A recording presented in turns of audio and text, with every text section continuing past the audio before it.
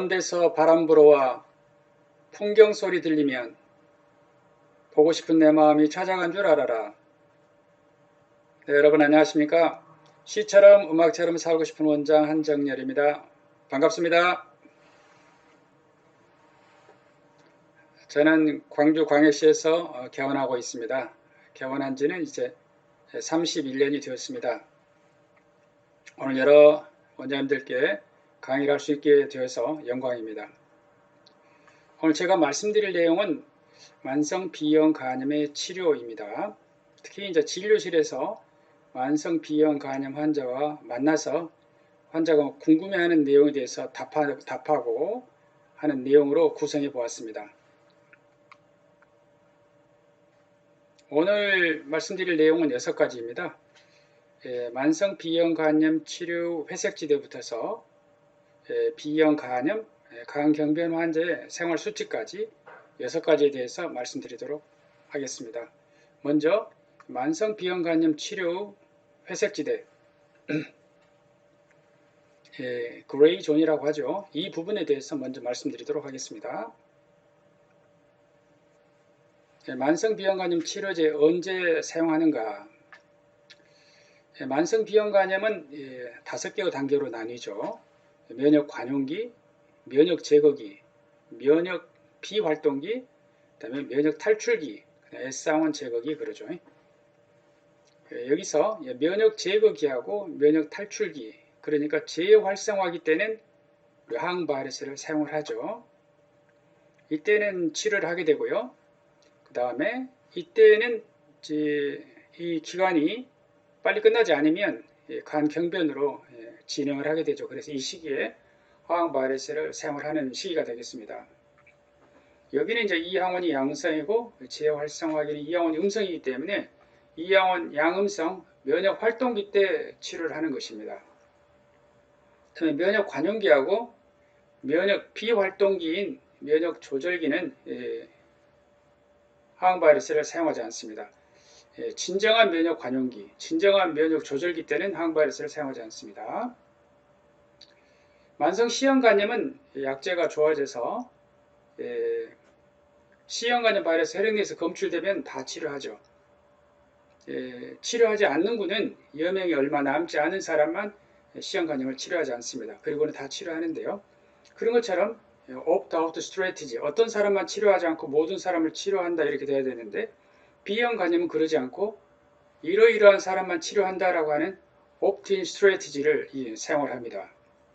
그래서 말씀드린 것처럼 면역 제거기와 재활성화기 때 항바이러스를 사용을 하게 됩니다. 자, 그러면 면역 제거기와 재활성화를 해가지고 모두 다 또 항바이러스를 사용하는 것은 아니죠. 그래서 이항원 양성 면역 활동기, 그러니까 면역 제거기 또는 이항원 음성 면역 활동기 재활성화기 때는 바이러스 양이 이항원 양성 면역 활동기 때는 10의 5승 카피, 그러니까 2만 인터내셔널 유닛 이상이면서 정상 간 기능의 2배 이상일 때 항바이러스를 사용하고요. 그 다음에 재활성화기 때는 2000 인터내셔널 유닛 이상이면서 간 기능이 2배 이상일 때 항바이러스를 사용을 하게 됩니다. 그 다음에 간경변증의 경우에 있어서는 2000 인터내셔널 유닛 이상이면 간기능 검사에 무관하게 치료를 시작을 합니다. 그리고 비대상성 간경변과 간암은요, HBV DNA가 검출되기만 하면 바로 약을 사용한다라고 지금 가이드라인에 되어 있죠. 그래서 이 가이드라인이 그대로 보험 기준이 되어 있는데요. 보험 인정 기준은 면역 제거기 때 HBV DNA가 2만 인터내셔널 유닛 곱하기 5를 하면 10만 카피가 되겠죠. 10만 카피 이상이면서 간 기능이 80 이상인 경우입니다. 그래서 우리나라 보험에서는 정상을 40으로 보고 있기 때문에 40의 2배인 80 이상 붙어서 항바이러스를 보험으로 인정하고 있습니다. 이항원 음성 면역 활동기, 그러니까 재활성화기 때는 DNA가 2000 인터내셔널 유닛 이상이면서 ALT가 80 이상인 경우로 이런 경우에만 이 항바이러스가 보험이 됩니다. 그다음에 대상성 간경변은 10,000카피, 그러니까 2000 인터내셔널 유닛 이상이면 간경변의 경우에 있어서는 간기능 검사에 상관없이 급여를 합니다. 이게 보험 기준입니다.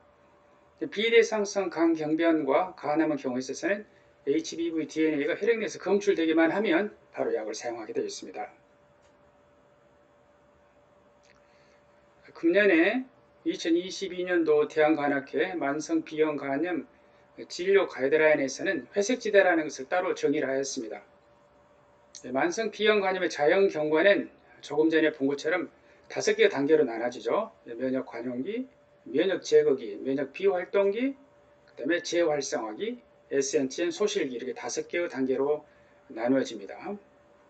그 중에서 우리가 이제 면역 제거기에 온 환자인데 B형 간염 바이러스 DNA가 15선 카피, 그러니까 2만 인터내셔널 유닛 이상인데 간 기능이 80이 넘지 않아서 치료하지 못하는 분이 있습니다.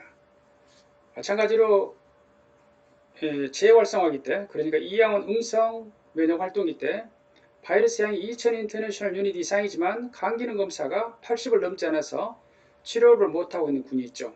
정상이거나 간 기능이 또는 간 기능이 40에서 80 사이에 걸리는 군, 이런 군들이 바로 회색지대입니다. 뭔가 치료를 해야 될 것 같지만 보험 가이드라인에서 그리고 현재의 그 대한간암회 치료 지침에서 적극적으로 치료를 권하고 있지 않습니다.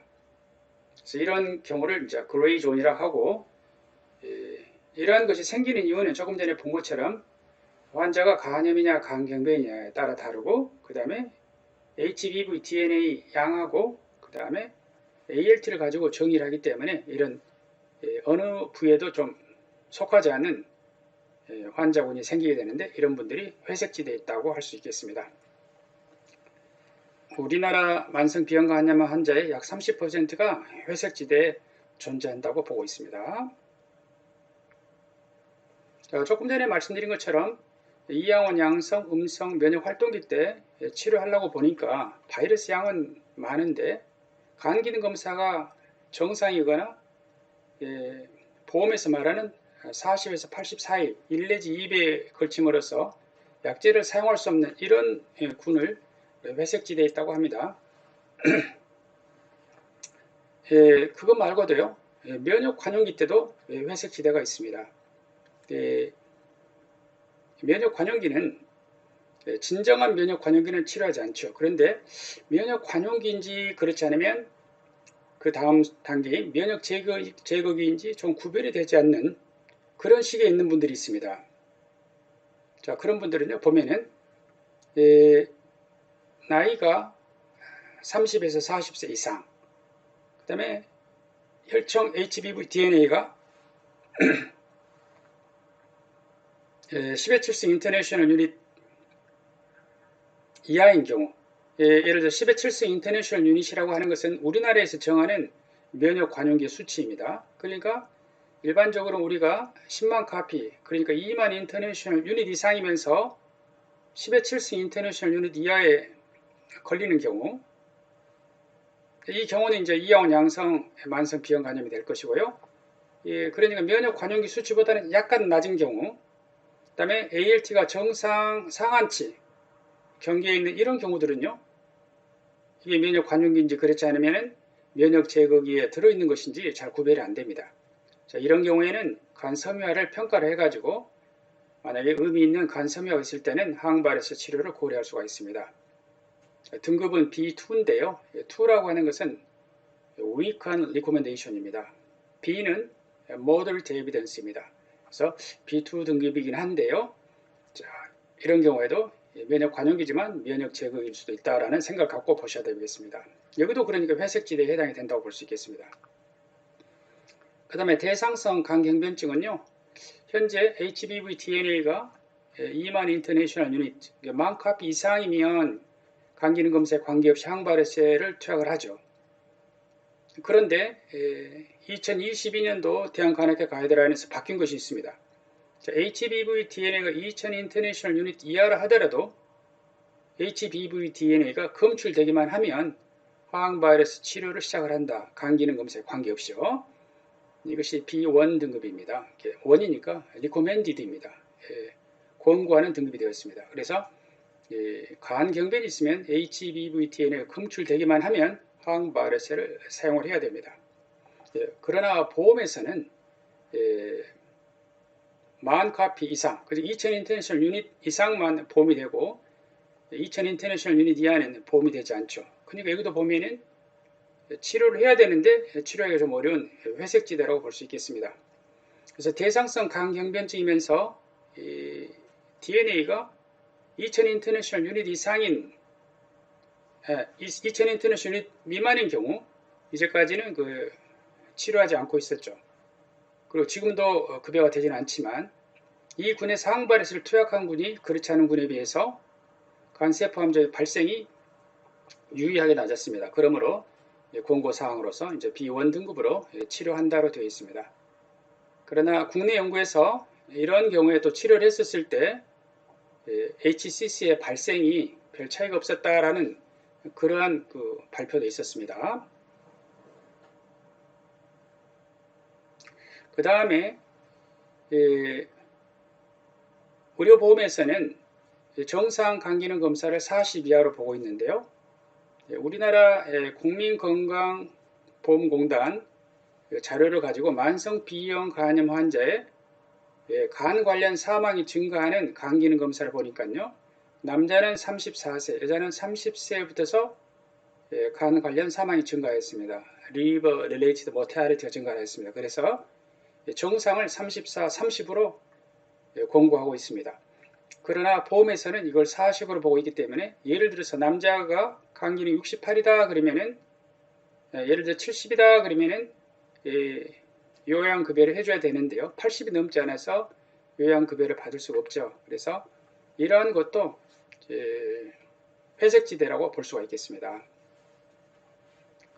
그래서 이런 걸 잘 아셔야 되는데 회색지대는 아직은 요양급여 대상이 되지 않습니다. 그 다음에 치료 대상이 되었던 환자에 있어서 항바이러스를 6개월 이상 중단했었을 때 환자들이 간혹 처방해 달라고 할 수 있는데요.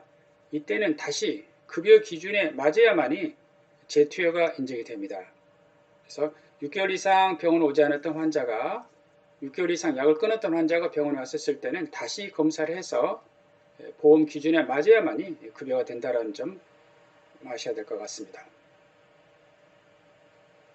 이번에는 만성 비형간염 치료제 베물리드에 대해서 말씀드리겠습니다. 베물리드는 비리어드의 염을 바꾼 개량 신약이죠. 이번에 동아제약에서도 염을 바꾼 테노포비아 제제가 나옵니다. 그래서 베물리드의 개량 신약이 나오는데요. 그 신약 이름은 베물리아라고 합니다. 그래서 오늘은 베물리드에 대해서 말씀드리겠습니다. 베물리드의 급여 기준은 다른 항바이러스하고 같습니다. 현재 우리가 사용하는 약은 4가지죠. 바라쿠르드, 상품명으로 말씀드리겠습니다. 바라쿠르드, 비리어드, 베물리드, 베지보 이런 약들은 1차 약으로 초치료제로서 선택을 할 수 있습니다. 그 다음에 약제 내성에서 사용할 때는 단독요법만 가능합니다. 예를 들어서 제픽스 플러스 비리어드 이렇게 비리어드는 컨비네이션이 가능하지만 베물리드는 모노테라피만 가능합니다. 그 다음에 비리어드를 사용하다가 베물리드로 바꾸는 것은 검사로 확인된 부작용이 있어야 되는데요. 그 부작용이라 하는 것은 EGFR 60 이하 그리고 골밀도에서 T스코어가 마이너스 2.5 스탠다드 데이비에이션 이하일 때 비리어드를 쓰는 분이 베물리드로 바꿀 수가 있습니다. 즉 CKD가 있거나 골다공증이 있을 때 비리어드에서 베물리드로 바꿀 수가 있습니다. 그 다음에 비례상성 간경변에는 예전에는 사용할 수 없었습니다. 근데 비례상성 간경변에 허가사항이 추가되었습니다. 그렇지만 의료보험은 되지 않습니다. 그렇지만 비대상성 간경변이라 하더라도 CKD가 있거나 골다공증이 있으면 베물리드를 사용할 수가 있습니다. 그 다음에 혈액 투석을 하는 경우 Renal Replacement Therapy를 하는 경우에 있어서 그 투석이 끝난 다음 약을 투약할 수 있게 되는데요. 매일같이 하루 하나 투약하는데요. 즉, 리널 리플레이스먼트 세라피를 하는 환자에서도 사용할 수가 있습니다. 그날은 투석 끝난 다음에 먹게 됩니다. 배멀리드는 18세 이상만 사용할 수 있습니다. 참고로 엔테카비아는 2세부터, 비리어드는 12세부터서 급여가 됩니다. 배멀리디 2021년 바뀐 허가사항을 보도록 하겠습니다. 모든 단계의 간장애 환자에게 사용 가능합니다. 즉, 디컴펜세이트 리버 시로시스에서도 사용이 가능합니다. 그렇지만 이건 허가사항이고요. 보험급여는 되지 않습니다. 보험급여가 되려면은 비대상성 간경변에서 CKD가 있거나 골다공증이 있을 때는 급여가 됩니다. 그 다음에 모든 단계의 신장애 환자에서 사용이 가능합니다. EGFR 놔줘도 또는 리널 리플레이스먼트 세라피를 해도 급여가 가능합니다. 그러나 대한간학회에서 보면은 EGFR이 15 이하이면서 리널 리플레이스먼트 세라피를 하지 않을 때는 배멀리드를 권고하지는 않습니다. 그 다음에 65세 이상 환자에 있어서 용량 조절은 불필요합니다. 예전에는 65세 이상을 사용한 경험이 적었기 때문에 그랬었지만 지금은 나이에 상관없이 용량 조절이 불필요하고요. 그리고 식사와 관계없이 투여할 수 있습니다. 예전에는 식사와 함께, 식사를 못 먹으면 간식과 함께 배멀리드를 투여해야 했었는데요. 지금은 빈속에 먹어도 되겠습니다. 그 다음에 배멀리드를 투여 중인 환자가 간세포 함정이 생기거나 또는 간이식을 받게 되는 경우가 있어서는 예전에는 다시 비리어드를 썼어야 했었습니다. 지금은 그럴 필요가 없고요. 그 다음에 비리어드는 B형 간염의 수직 감염을 막기 위해서 임신 후반기에 본인의 치료 목적이 아니라 수직 감염 예방을 위해서 항 바이러스를 사용할 수 있는데 이게 이제 보험이 됩니다.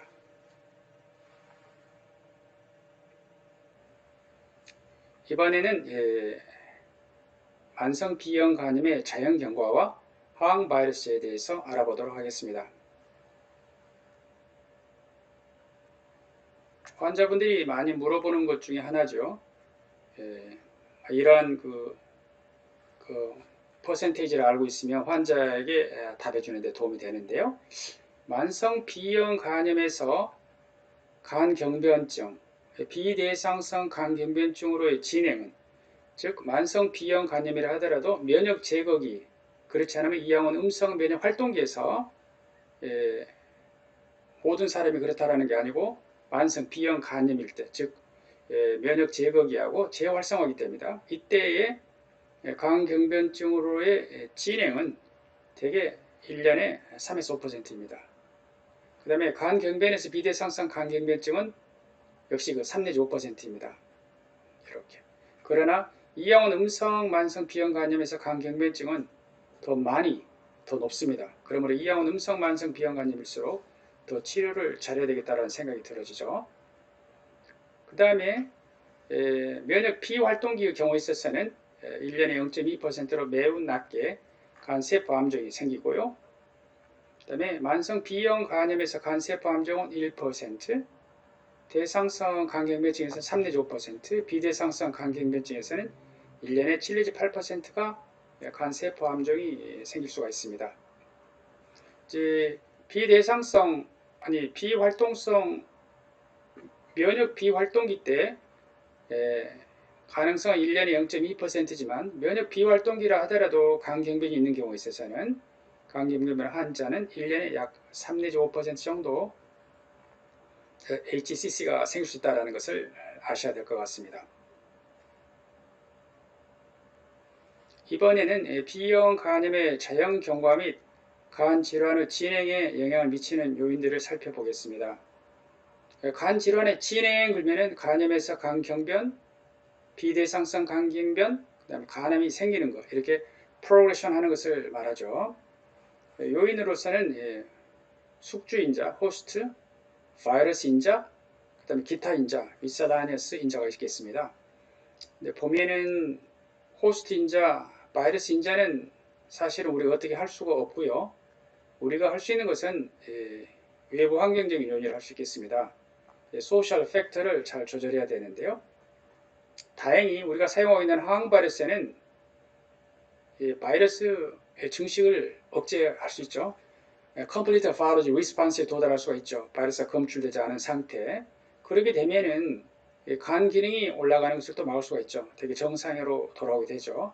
그렇게 함으로써 간염에서 리버시로시스의 프로그레션을 막을 수가 있습니다. 그래서 항바이러스가 하는 일은 이 호스트 팩터하고 바이럴 팩터에서 이런 그 빨간 박스에 들어있는 것을 항바이러스가 하는 일이고요. B형 간염을 가지고 있는 사람들이 해야 할 것은 이쪽에 있는 술, 담배 비만입니다. 이쪽을 조심해야만이 여기 써진 것처럼 간경변과 간세포암정이 생기는 걸 막을 수가 있고, 스모킹 경우에 있어서는 간세포암정이 생기는 걸 막을 수가 있습니다. 저는 항상 환자분에게 말씀드립니다. 술, 담배, 비만 이 세 가지를 피하라고 말씀을 드립니다. 그런데 항상 그 피하라고만 이야기할 것이 아니고요. 좋다라는 것도 말씀을 드립니다. 그 중에는 이제 대학 간학회 책자에 나온 대로 커피, 메포민, 아스피린, 스타틴 이런 것들은 HCC의 위험도를 줄인다고 알려져 있습니다. 그러나 메포민, 스타틴은 질환에 사용한 약이고 아스피린도 지금은 이제 세컨더리 프리벤션에만 사용하죠. 그래서 이러한 그 약제들을 간세포암정의 위험도를 낮추기 위해서 사용하기는 어렵겠고요. 기호식품인 커피는 도움이 되겠습니다. 커피를 마시는 분들이 리버시로시스나 HCC로의 진행이 적다고 되어 있습니다. 이런 것은 많은 역학 연구에서 이미 나온 자료들입니다. 그 이유는요, 커피 속에 들어있는 이제 폴리페놀 이런 것이 항산화 효과를 가지게 되는데 그 대표적인 성분이 클로르겐산입니다. 이런 클로르겐산을 통해서 항산화 효과를 나타내게 되고, 리버시로시스에 관여하는 세포가 간성상 세포죠. 헤파틱 스텔리트 셀인데요. 이런 스테리트 셀을 좀 억제하는 성분이 커피 속에 들어있는 카와웰이라고 하는 성분입니다. 그 다음에 카페스톨 이런 그 여러 성분들이 질환의 진행에 영향을 주는 것으로 이렇게 설명을 하고 있어서 많은 역학 데이터를 보면은요, 커피를 마시는 사람들이 간경변이나 간세포 암정의 발생이 적습니다. B형 간염의 치료 목표는 B형 간염 바이러스의 증식을 억제함으로써 네크로 인플라메이션을 막고 파이브로시스를 막음으로써 환자가 리버시로시스, 디컴펜세이티드 리버시로시스, HCC로의 디시스 프로그레션을 막음으로써 리버 릴레이티드 데스를 막고 리버 트랜스플란테이션을 막음으로써 결국은 생존율을 높이는 것이 치료의 목표입니다. 다행히도 현재 우리가 쓰고 있는 만성 B형 간염 치료제 항바이러스들은요, 이게 다 가능합니다. 초기에 B형 간염 바이러스 DNA를 완전히 억제가 가능하죠. 대개는 Complete Virology Response에 도달할 수가 있습니다. 그렇게 함으로써 질환의 진행을 막을 수가 있습니다. 자, 그러면 그러한 내용을 가끔은 제가 환자한테 설명하는 내용을 말씀드리도록 하겠습니다. 엔테카비어가 간세포 암종을 감소시킬 수 있다는 내용을 보여드리겠습니다. 이것은 일본에서 나온 연구인데 많은 연구들이 있습니다. 그 중에 하나일 뿐인데요. 간염 또는 간경변이 있는 환자에게 엔테카비어를 투약한 군과 컨트롤 군과를 간세포 암종이 생기는 것을 7년 동안 비교를 하였습니다.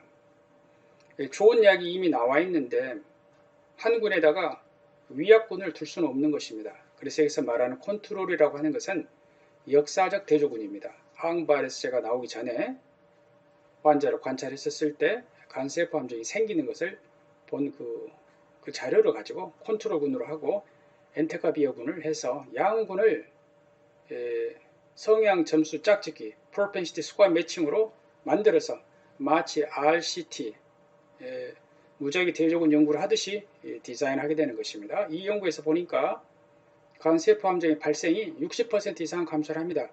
즉 항바이러스 사용하면 간세포 암종의 60%를 감소할 수 있다는 것이죠.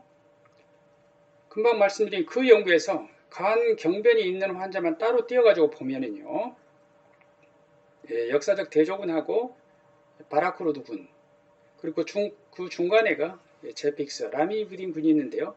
라미부딘을 가지고 리버 시로시스 환자를 대상으로 했던 연구 이름이 CALM 연구가 있습니다. 시로시스 앤드 라미부딘 모노테라피라고 하는 연구였죠. 그 연구에서 HCC가 생기는 것을 이렇게 비교를 하였습니다. 라미부딘은 약제내성 돌연변이 바이러스 잘 생기죠. 이럴 때 당시에는 그 레스큐 세라피가 없었기 때문에 약제내성 돌연변이 바이러스 생겨도 DNA 올라가도 그냥 그대로 약을 주면서 관찰했던 것이죠. 이렇게 비교를 해보니까 엔터카비아를 사용한 군이 리버 시로시스 환자에서는 역사적 대조군에 비해서 약 80% 정도 간암을 감소시키고요. 제픽수군에 비해서는 약 60% 정도 감소를 시키게 됩니다. 그러므로 B형 간염이 있고 특히나 간경변이 있을 때 항바이러스는 HCC를 예방하는 데 정말 중요한 약이라는 것을 알 수 있죠. 컨트롤군 대비 80%를 감소시킵니다. 대개는 한 50에서 80% 정도 감소시킨다라고 보시면 될 것 같습니다.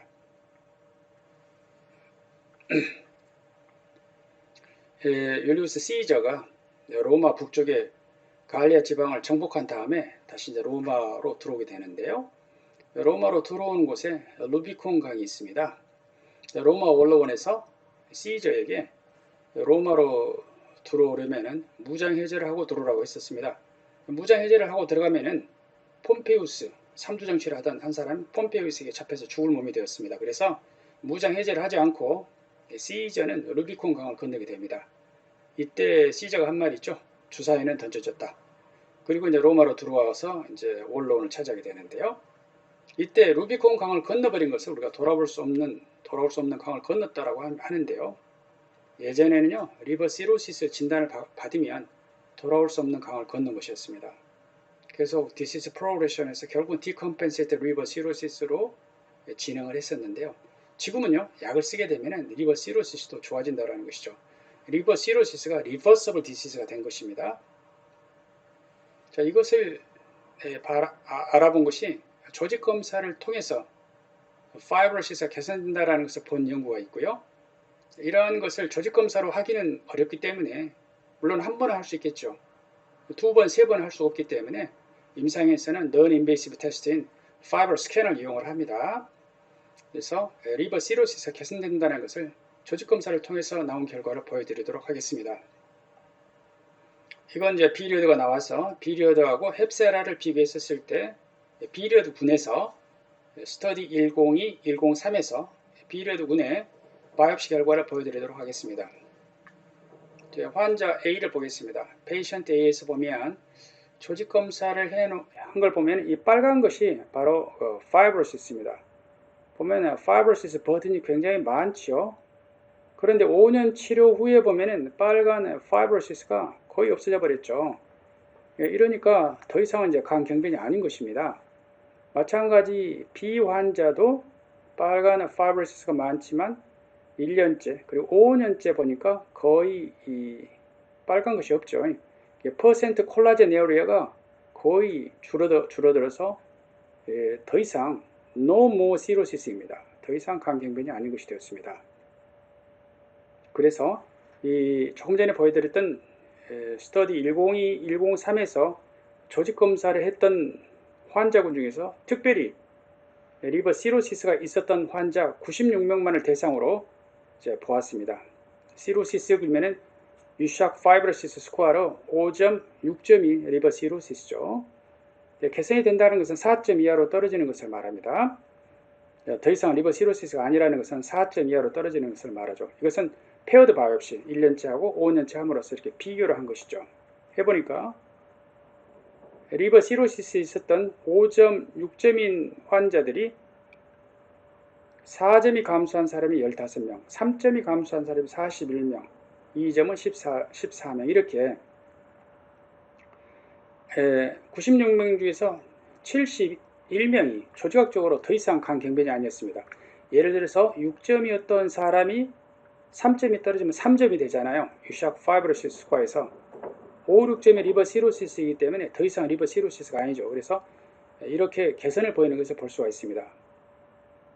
이 결과를 보면은요, 리버 시로시스가 있는 환자 비리어드를 가지고 5년 동안 HBV DNA가 undetectability를 유지하면 4명 중에 3명은 no more cirrhosis입니다.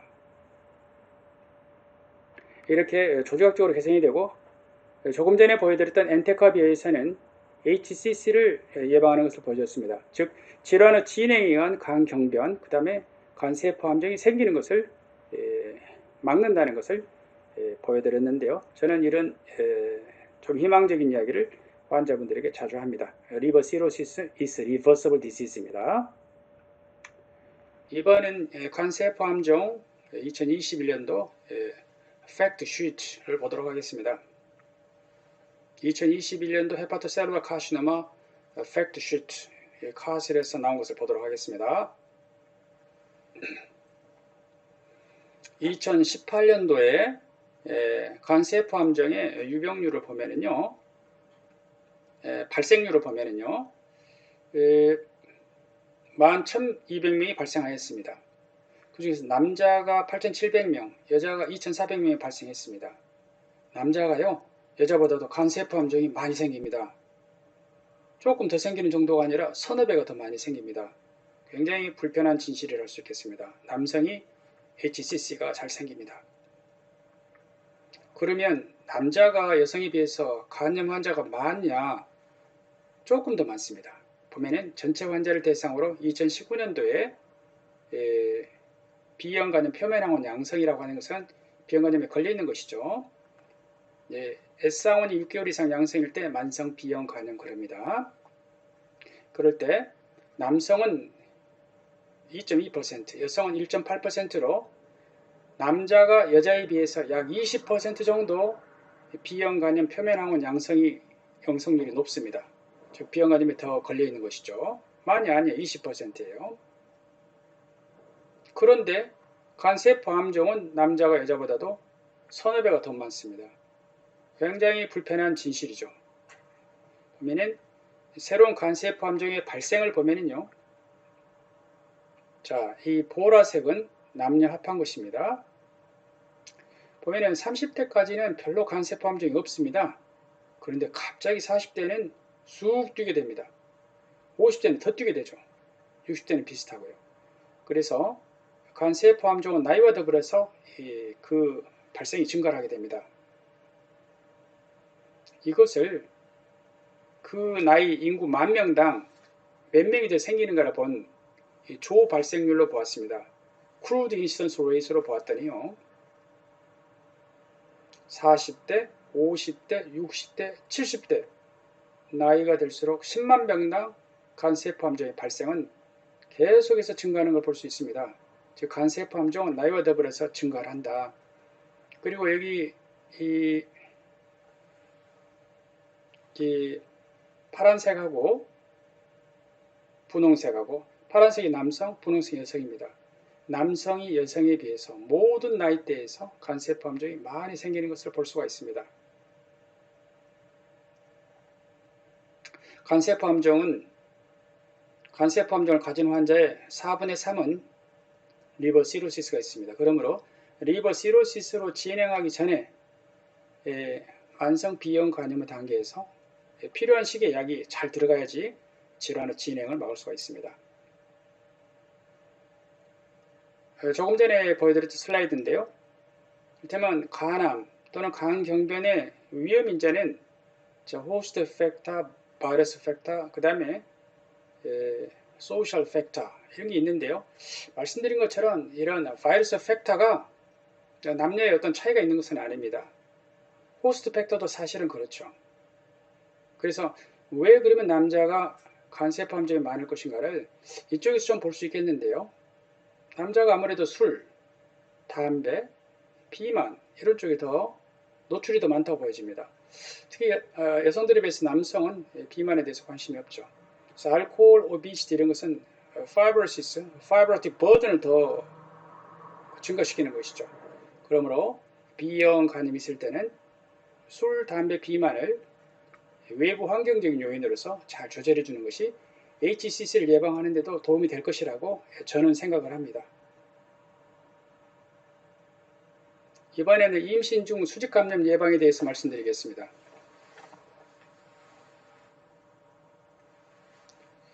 B형 감염의 예방은 수평 감염 예방과 수직 감염 예방이 있겠습니다. 우리가 이제 예방 접종을 하는 것은 수평 감염 예방을 하기 위해서 예방접종을 하게 되죠.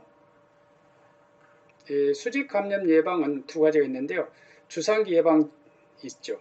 이것은 B형 간염을 가지고 있는 산모가 아기를 분만하고 신생아가 태어나면 12시간 안에 헤파타이티스 B 임뮨글로불린과 그 다음에 헤파박스, 유박스 또는 헤파뮨 이런 액티브 임뮤나이제이션 하죠. 태어난 애에게 수동, 능동 면역을 같이 하는 것입니다. 그렇게 함으로써 항체가 생기는 6개월 동안은 헤파타이티스 B 임뮨글로불린이 항체로서 역할을 함으로써 수직 감염을 예방하는데, 그렇게 한다 하더라도 신생아의 약 10%에서는 vertical transmission이 생기게 됩니다.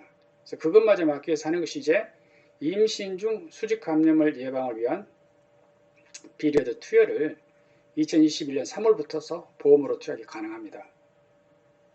그게 산모는 20대, 30대겠죠. 20대, 30대가 바이러스량이 아주 많고 현재는 본인은 치료가 필요 없는 면역 관용기인 경우가 많습니다.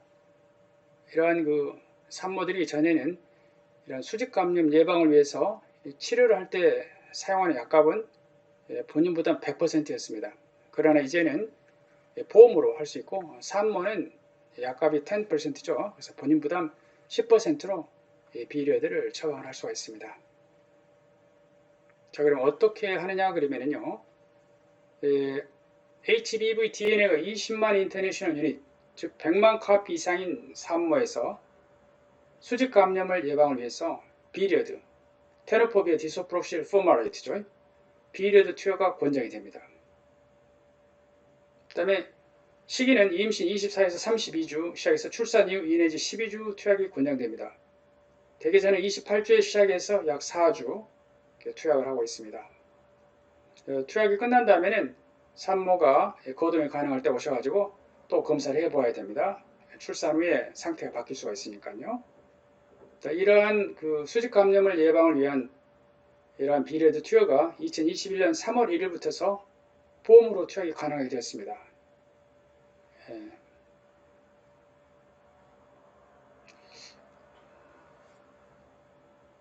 이번에는 만성 B형 간염, 강경변 환자의 생활수칙에 대해서 말씀드리겠습니다.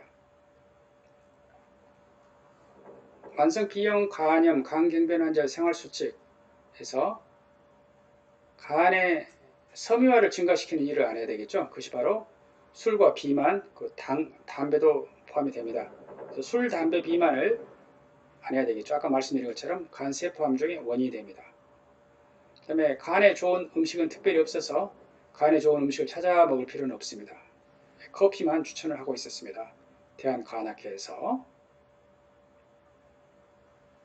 그 다음에 간 세포 함정을 막기 위해서 여기 보인 것처럼 술, 담배, 비만이 들어있죠. 그러므로 B형 간염이 있으면 외부 환경적인 요인으로서 이 세 가지는 꼭 피하도록 하셔야 되겠습니다. 다시 말씀드리게 되는데요. B형 간염의 유병률은 남자가 2.2%, 여자가 1.8%입니다. 2020년도에 발표된 것이죠. 20% 정도 남자가 B형 간염이 더 많습니다. 그런데 간세포 함정은 말씀드린 것처럼 2018년에 11,000명이 생겼는데 남자가 8,700명, 2,400명으로 서너 배가 높습니다. 이러한 것은 조금 전에 말씀드린 것처럼 어떤 호스트 팩터나 바이러스 팩터가 요인이라기보다는 두 개는 비슷하니까요. 결국은 외부 환경적인 요인으로서 남자가 그러한 위험 요소에 더 많이 노출되는 것으로 보입니다. 이번에 만성 B형 간염, 강경변 환자의 생활수칙으로 다음 것을 보시면 간 건강에 좋은 것은 커피입니다. 커피를 드시는 분은 하루 3잔 정도 괜찮고요. 그 다음에 커피의 종류에 관계없습니다. 즉 믹스 커피를 먹어도 되고요. 그 다음 블랙 커피를 드셔도 됩니다. 원두의 종류도 관계없습니다. 로부스타 커피를 먹거나 아라비카 커피를 먹거나 원두도 관계없습니다. 다 커피면 되겠습니다. 좋아하는 방법으로 드시면 됩니다. 그래서 많은 역학 연구에서 커피를 마시는 사람이 리버 시로시스나 HCC로의 진행이 적다라는 것들이 많이는 있습니다. 많이. 그 다음에 그리고 우리 대한간학회에서도 커피는 권장하는 음식입니다. 음식이라 기호식품입니다. 예전에는 환자분들이 여러 가지 것을 먹었어요. 항바레스가 나오기 전에 그리고 항바레스 나온 후에도 상당 기간 동안 녹즙, 인진쑥, 헛개나무, 그 다음에 돌미나리, 그 다음에 군뱅이, 다슬기, 노니, 울금 이런 것들을 먹었었는데 어느 것 하나도 B형 간염 바이러스 DNA를 억제할 수가 없습니다. 그래서 이러한 것들은 가능하면 안 해야 되겠고요. 저는 B형 간염 환자분들에게 평범히 비범이라고 말씀드립니다.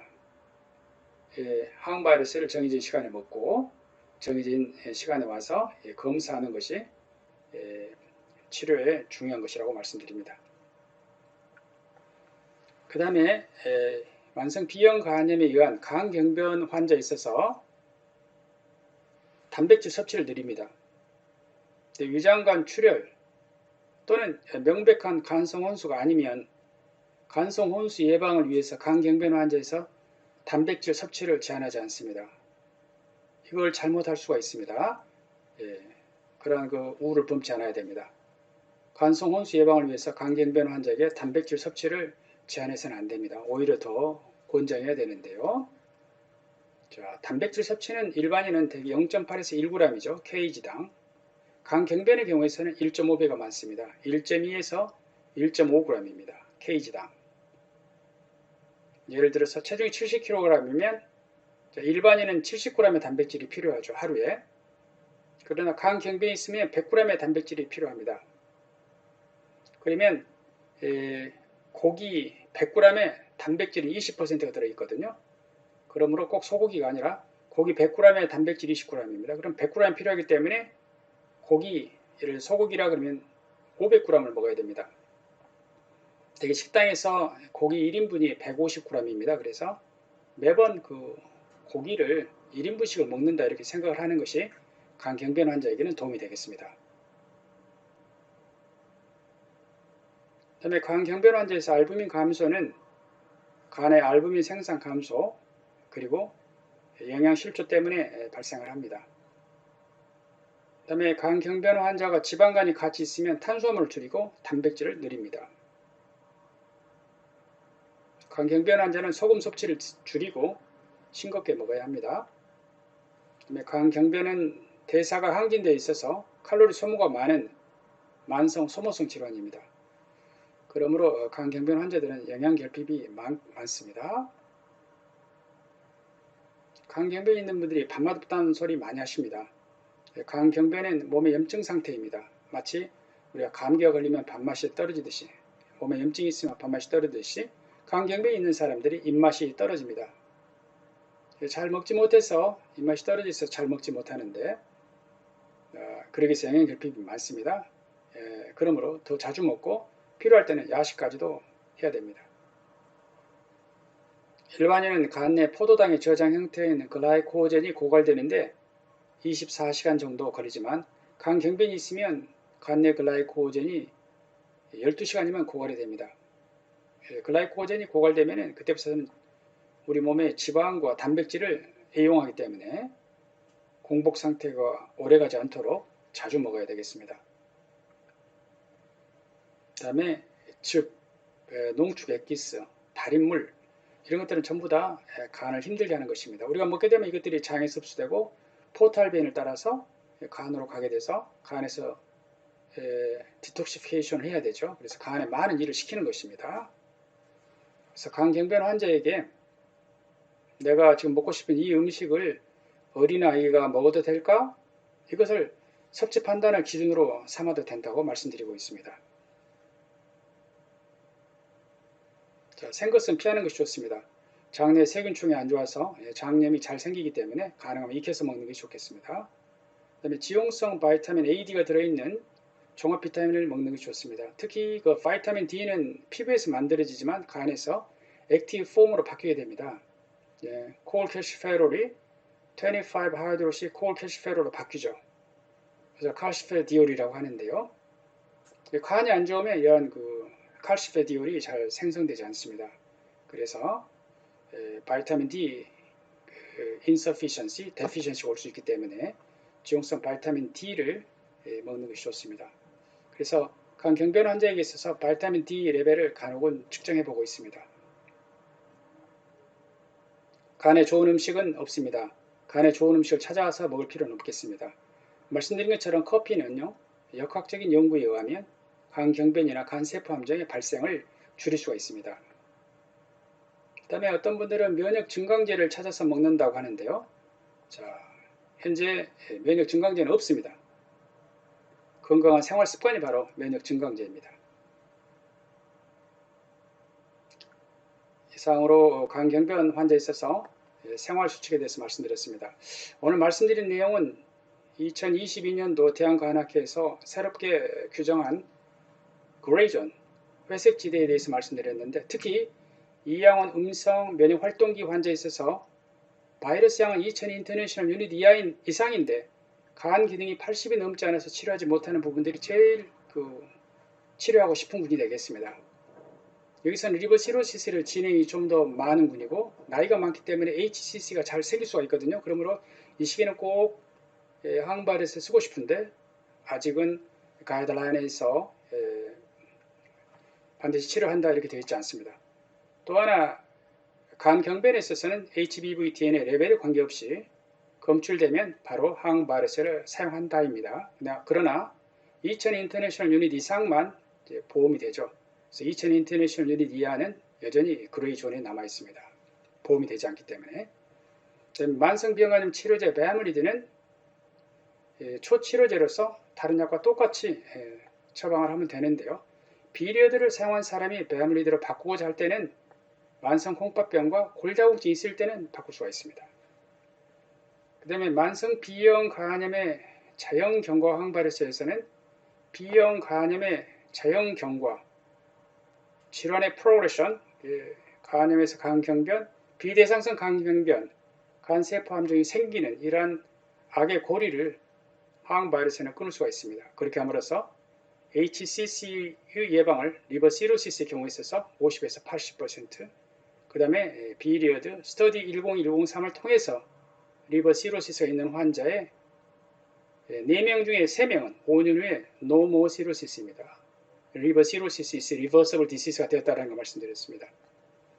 간세포 함정의 팩트 시트를 보면요, B형 간염의 유병률은 남자와 여성에 비해서 20% 높은데 간세포 함정은요, 남자와 여성에 비해 서너 배가 높습니다. 이 부분은